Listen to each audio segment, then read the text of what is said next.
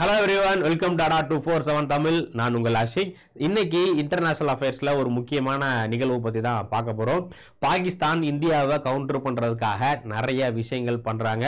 போன வீடியோவில் அரபு நாடுகள்லாம் சேர்த்து பாகிஸ்தான் அரப் நாட்டோ இல்ல முஸ்லீம் நாட்டோ அப்படிங்கிற ஒரு மாதிரியான ஒரு மிலிட்டரி ஃபோர்ஸ் வந்து உருவாக்குறதுக்கு ட்ரை பண்ணிக்கிட்டு இருக்காங்க அப்படிங்கிற மாதிரி பார்த்துட்டு இருந்தோம் இல்லையா.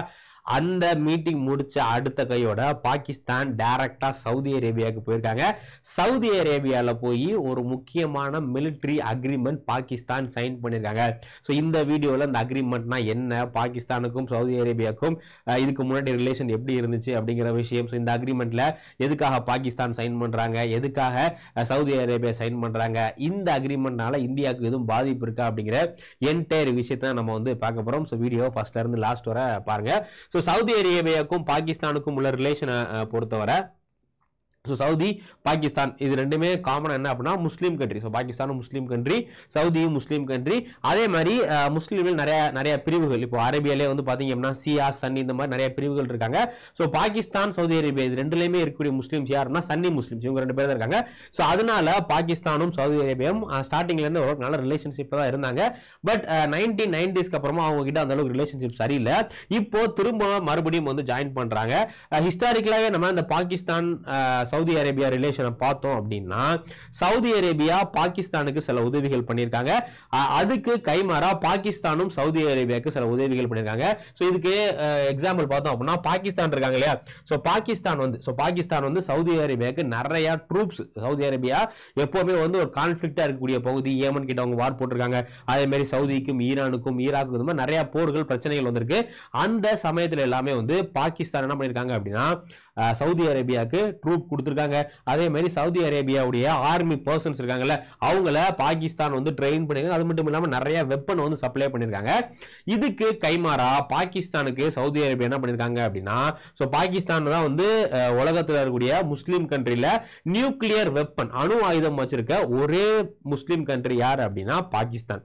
ஸோ பாகிஸ்தானுக்கு இந்த நியூக்ளியர் வெப்பன் டெவலப் பண்றதுக்கு, அது மட்டும் இல்லாமல் அந்த டிஃபென்ஸ் நிறைய விஷயங்கள் கண்டுபிடிக்கிறதுக்கு நிறைய ஃபண்டிங் யாரு கொடுத்திருக்கா அப்படின்னா சவுதி அரேபியா. ஏன்னா சவுதி அரேபியா அப்படிங்கிறது உலகத்திலேயே ஆயில் எண்ணெய் வளம் மிக அதிகமாக உள்ள ஒரு நாடு.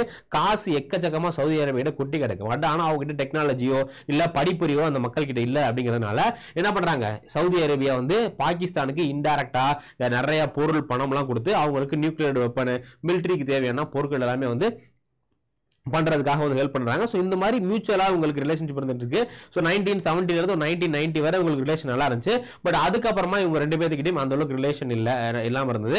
இப்போ பாத்தீங்க அப்படின்னா திரும்ப இவங்க ரெண்டு பேரும் வந்து ஒன்னு சேர்ந்திருக்காங்க. இதுக்கான காரணம் என்ன அப்படின்னா, ஸோ இப்போ ரீசெண்டா நம்ம பார்த்தோம் கத்தார்ல ஒரு 40 அரபு நாடுகள் சேர்ந்து ஒரு மிகப்பெரிய மீட்டிங், எமர்ஜென்சி மீட்டிங் நடத்தினாங்க. இஸ்ரேல் வந்து கத்தாரை அட்டாக் பண்ணதுக்காக மீட்டிங் நடத்தினாங்க அப்படிங்கிற மாதிரி பார்த்திருந்தோம் இல்லையா.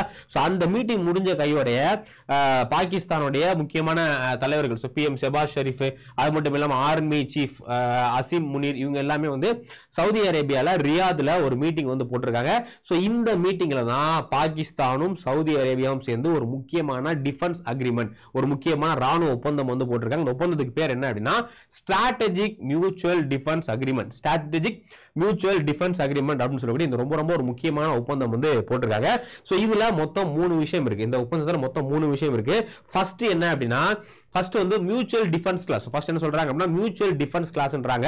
இந்த மியூச்சுவல் டிஃபென்ஸ் கிளாஸ் அப்படிங்கிறது ஒண்ணு இல்ல, சவுதி அரேபியாவை யாராவது அட்டாக் பண்றாங்க அப்படின்னா அந்த சமயத்துல சவுதி அரேபியாவுக்கு ஹெல்ப்புக்கு பாகிஸ்தான் வருவாங்க.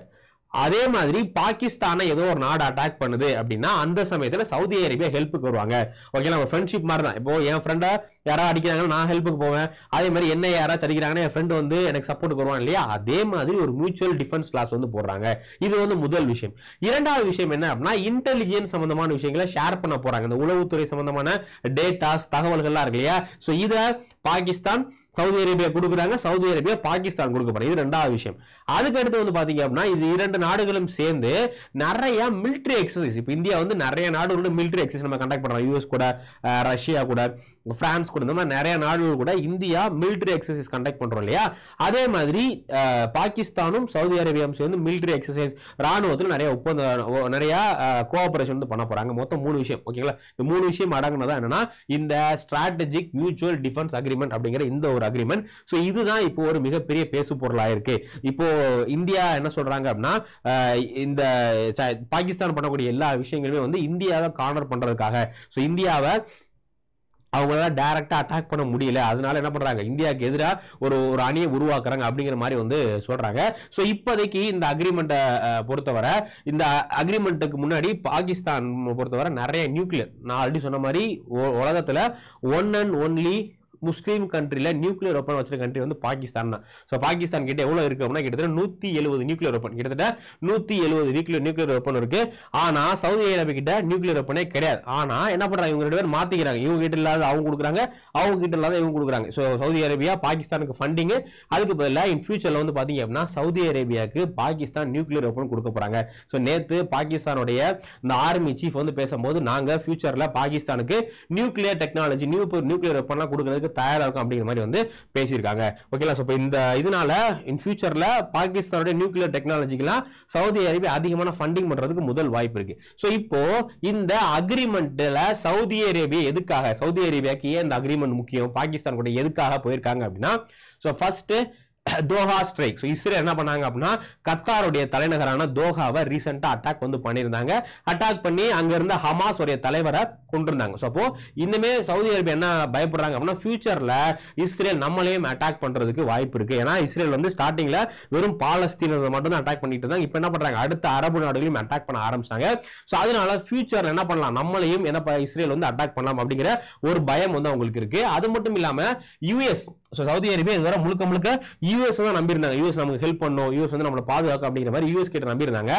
ஆனா யூஎஸ் வந்து யூஎஸ்க்கு சவுதி அரேபியாவை கம்பேர் பண்ணல யாரு முக்கியமா இருக்கு அப்படின்னா, இப்ப இருக்க சூழல இஸ்ரேல் தான் முக்கியமா இருக்கு. சோ அதனால என்ன பண்ண மாட்டாங்க, இந்த அரபு சம்பந்தமான விஷயத்துல இஸ்ரேல் யாரையாச்சும் அட்டாக் பண்ணாங்கன்னா அந்த சமயத்துல அந்த நாடுகளுக்கு யூஎஸ் வந்து உதவிக்கு வர மாட்டாங்க. என்னதான் யூஎஸோட நட்பு நாடு வந்தாலும் இஸ்ரேல் அட்டாக் பண்ணும்போது என்ன பண்ண மாட்டாங்க, உதவிக்கு வர மாட்டாங்க. அப்போ யூஎஸ் மேல நம்பிக்கை எழுந்துட்டாங்க. அப்ப என்ன சூழல் இருக்கு, வேற ஏதாச்சும் ஒரு நாடை நம்ம வந்து ஆர்மிக்காக மிலிட்டரிக்காக டிபெண்ட் பண்ணி இருக்க வேண்டிய சூழ்நிலை இருக்கு அப்படிங்கிறதுனால இது ஒரு முக்கியமான ரீசன். அதே மாதிரி டைவர்சிஃபைங் அலையன்ஸ், இதுக்கு முன்னாடி வந்து சவுதி அரேபியா வந்து அந்த அளவுக்கு எந்த நாடுகள்கிட்டையும் இந்த மாதிரி டிஃபென்ஸ் டைஸ்லாம் வந்து போட்டது கிடையாது. பட் இப்போ யூஎஸ் உடைய கம்பல்ஷனால, யூஎஸ் வந்து நமக்கு ஹெல்ப் பண்றது இல்லை அப்படிங்கிற கம்பல்ஷனால அவங்க என்ன பண்றாங்க அப்படின்னா, அவங்களுடைய ரிலேஷனை நிறைய நாடுகளுக்குள்ள இது பண்ண, ஏன்னா இந்தியா கூடயுமே நிறைய அக்ரிமெண்ட் வந்து போட்டிருக்காங்க. இது ஒரு முக்கியமான காரணம்.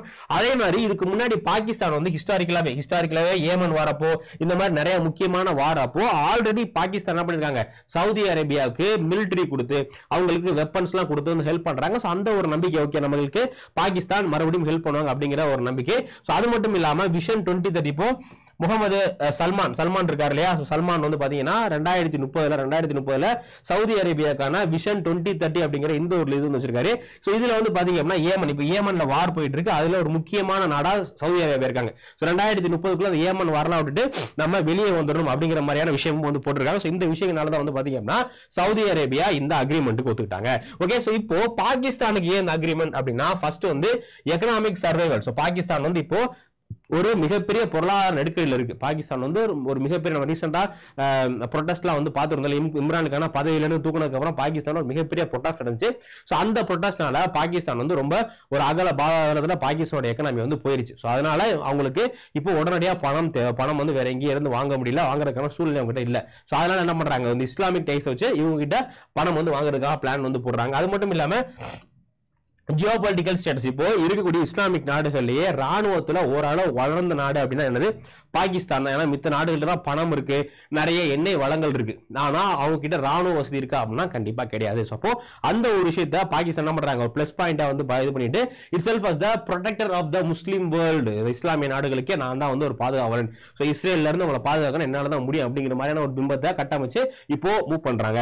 ஸோ அது மட்டும் இல்லாம செக்யூரிட்டி லிவரேஜ் அப்படிங்கிறது ஃபியூச்சர்ல என்ன பண்ணுவாங்க அப்படின்னா, இப்போ இந்தியாவுக்கும் பாகிஸ்தானுக்கும் நிறைய பிரச்சனைகள் போயிட்டு இல்லையா. ஸோ ஃபியூச்சர்ல இப்போ கரண்ட்ல இவங்க அந்த அலையன்ஸ்லாம் பில்ட் பண்றது இஸ்ரேலுக்காக தான், இஸ்ரேல் எதிர்க்கிறோம் அப்படிங்கிற ஒரு பேர்ல தான் வந்து பில்ட் பண்றாங்க. பட் ஃபியூச்சர் என்ன பண்ணுவாங்க அப்படின்னா, இதை இந்தியாவுக்கு எதிராக மடைமாற்றுறதுக்கு அதிகமான வாய்ப்புகள் இருக்கு. ஸோ அதனால இதை வந்து ஒரு நல்ல ஆப்பர்ச்சுனிட்டியா யூஸ் பண்ணிக்கிறாங்க. ஸோ மிலிட்டரி பிரசன்ஸ், இப்போ இந்த இதனால பாகிஸ்தானுடைய சோல்ஜர்ஸ் நிறைய பேர் வந்து சவுதி அரேபியால போய் அவங்க டிப்ளாய் பண்றதுக்கு வாய்ப்பு இருக்கு.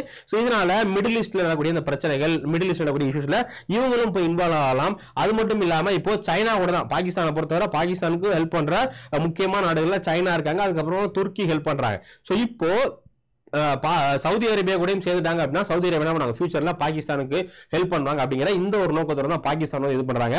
ஸோ இப்போ இந்த அக்ரிமெண்ட்னால இந்தியாவுக்கும் எதுவும் பிரச்சனை இருக்கா அப்படின்னா இப்போதைக்கு இந்தியாவுக்கு அந்த அளவுக்கு பிரச்சனை கிடையாது. ஏன் அப்படின்னா இப்போ இந்தியாவும் சவுதி அரேபியாவும் ஒரு நல்ல ரிலேஷன்ஷிப்ல இருக்கும். சவுதி அரேபியா இந்தியாவுடைய அந்த இன்வெஸ்ட்மெண்ட் இருக்கு இல்லையா, வெளிநாடுகளுடைய இன்வெஸ்ட்மெண்ட், ஃபாரின் டைரக்ட் இன்வெஸ்ட்மெண்ட், அதுல சவுதி அரேபியா பங்கு மிக மிக அதிகம். நிறைய சவுதியை சார்ந்த ஆயில் கம்பெனிஸ் இந்தியாவில் இன்வெஸ்ட்மெண்ட் பண்ணிருக்காங்க. இப்பதான் இந்தியாவும் சவுதி அரேபியாவும் இந்த டிஃபென்ஸ் பார்ட்னரா மாறுறதுக்கு, ஜாயின்ட் மிலிட்டரி எக்ஸர்சைஸ் கண்டக்ட் பண்றதுக்கு, ராணுவ தளவாடங்கள் ஏற்றுமதி பண்றதுக்கான நிறைய பேச்சுவார்த்தைகள் போயிட்டு இருக்கு. அது மட்டும் இல்லாம சவுதி அரேபியால நிறைய இந்திய மக்கள், இந்தியாவுடைய டயஸ்போரா சவுதி அரேபியாவில் வாழ்ந்துட்டு இருக்காங்க. சவுதி அரேபியால இருந்து நமக்கு ஒரு பெருந்தொகையில ரெமிட்டன்ஸ் அங்க இருந்து அனுப்பக்கூடிய தொகை வருது. சோ அதனால சவுதி அரேபியாவுக்கும் இந்தியாவுக்கும் அந்த நல்ல ரிலேஷன்ஷிப் போயிருக்கல. சோ இப்போதைக்கு இந்த பாக்ட் இந்தியாவை எந்த வகையிலுமே பாதிக்காது.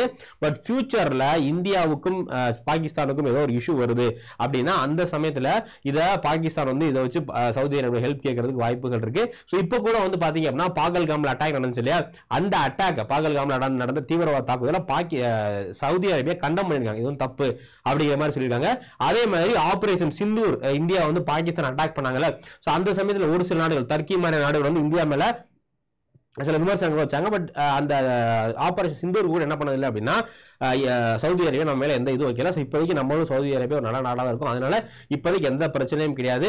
ஸோ இப்போ இந்தியா என்ன பண்ணோம் அப்படின்னா இன்னும் சவுதி அரேபியா கூட ரிலேஷன்ஷிப்பை பில்ட் பண்ணி பாகிஸ்தானோட நம்ம தான் முக்கியம் அப்படிங்கிற லெவலுக்கு கொண்டு போறதுக்கு அரசாங்கம் நிறைய முயற்சிகள் கண்டிப்பா எடுப்பாங்க. ஸோ இதான் இந்த முக்கியமான விஷயம். ஜஸ்ட் இதை பற்றி தெரிஞ்சுக்கங்க. வேற இதுல ஏதாச்சும் டவுட் இருந்துச்சுன்னா கமெண்ட் செக்ஷன்ல கமெண்ட் பண்ணுங்க.